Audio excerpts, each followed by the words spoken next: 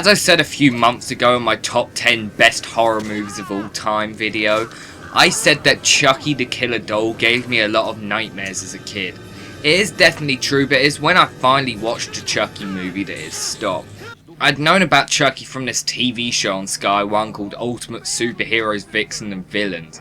The first Chucky film I saw was Seed of Chucky, which is probably why I stopped having nightmares about him. Yeah, you can't really find him scary anymore if you literally see him masturbating in a scene.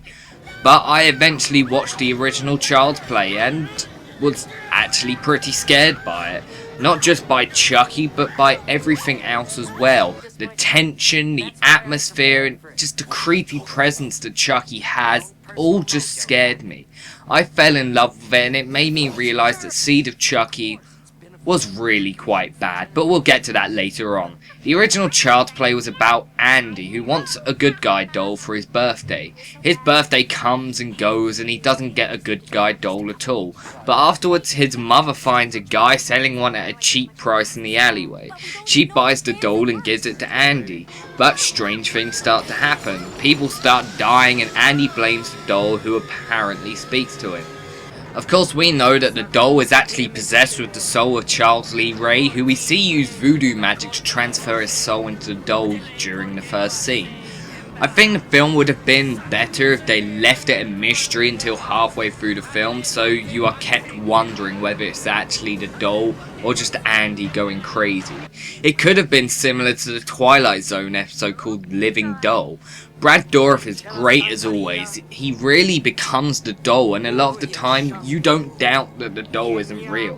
Although the animatronics may be a little crooked at times, it's still really well done.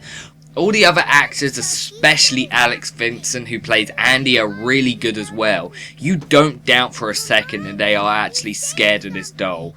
The film gets a little stupid towards the end after it has a dozen false endings.